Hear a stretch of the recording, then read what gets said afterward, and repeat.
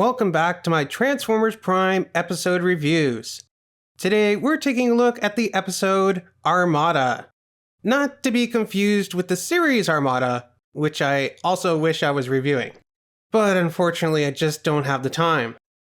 In this episode, Starscream creates a bunch of clones of himself in order to try and take out Megatron.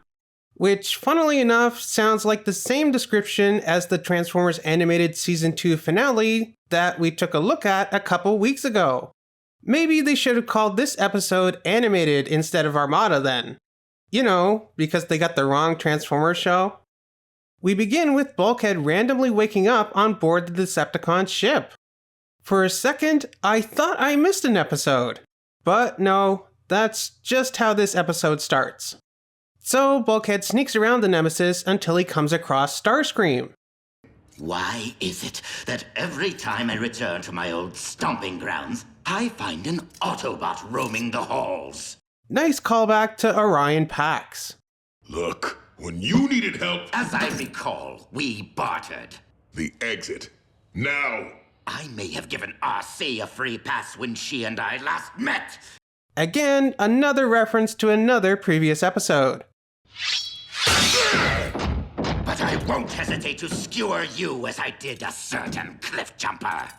Starscream with the callbacks on top of callbacks. So, Bulkhead loses it and knocks the scrap out of Starscream. This is for Cliff Jumper! For Bumblebee! For everything. But Bulkhead does more than that. He murders Starscream. You left me no choice. I'd say you still had a choice, Bulkhead. You didn't have to go that far.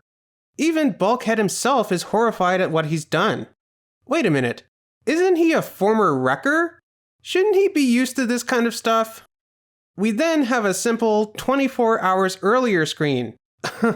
What is this? One of those boring crime dramas? So, 24 hours earlier, we see Starscream return to the Harbinger, where they previously discovered the Immobilizer. Here, Starscream finds a lab full of protoforms, which he uses to create a batch of clones of himself. Again, very much like Starscream in Transformers Animated. It is kind of disappointing though that each Starscream clone are an exact copy of him. I would have liked to see them all be a little bit different, like in Transformers Animated.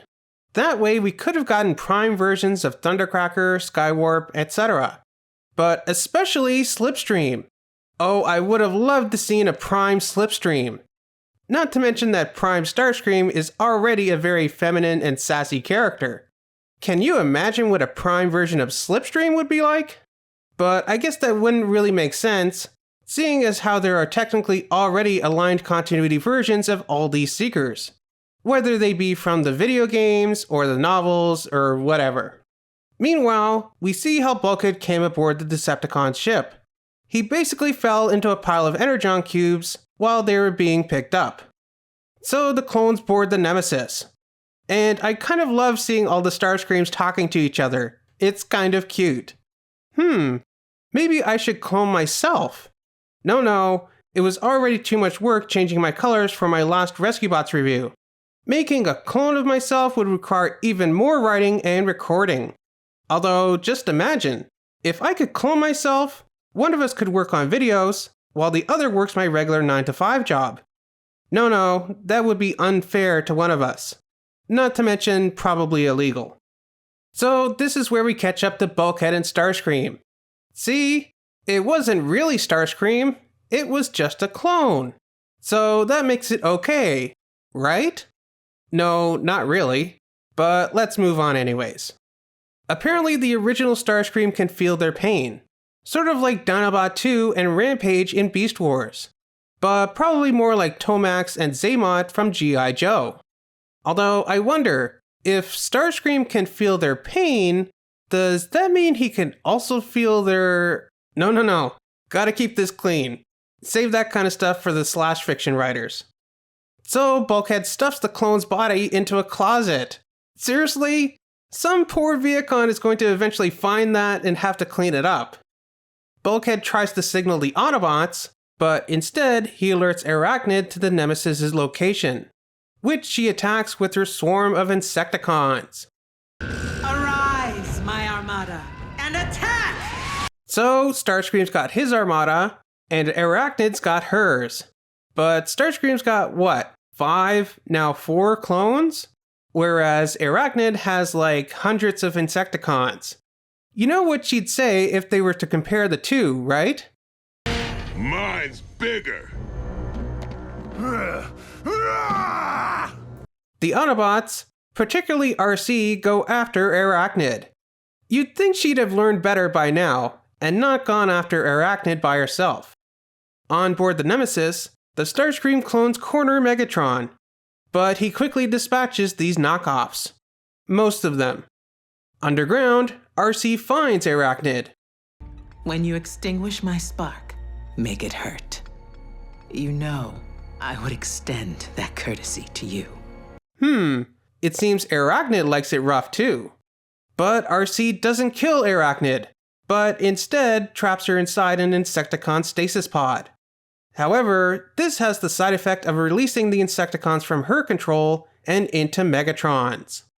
Meanwhile, Bulkhead damages the Nemesis' power core, forcing it to land, at which point he is able to jump ship and escape.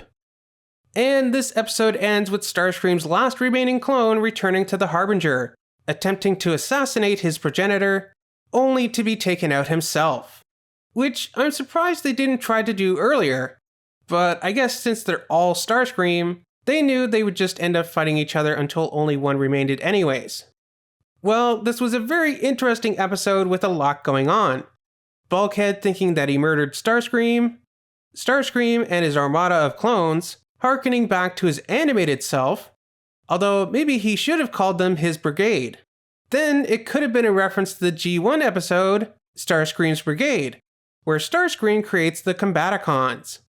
And of course, we have Arachnid executing her plan to take out Megatron, only to be thwarted by the Autobots. This episode greatly advanced the plot of the series. Well, let me know what you thought of this episode down in the comments. Remember to like, subscribe, and do all that other fun stuff. And I'll see you back here next week for the next episode of Transformers Prime, Flying Mind. Another very interesting episode of this show that kind of ties into the Cybertron games, which are supposed to be part of this continuity. Well, I'll see you back here next week for that.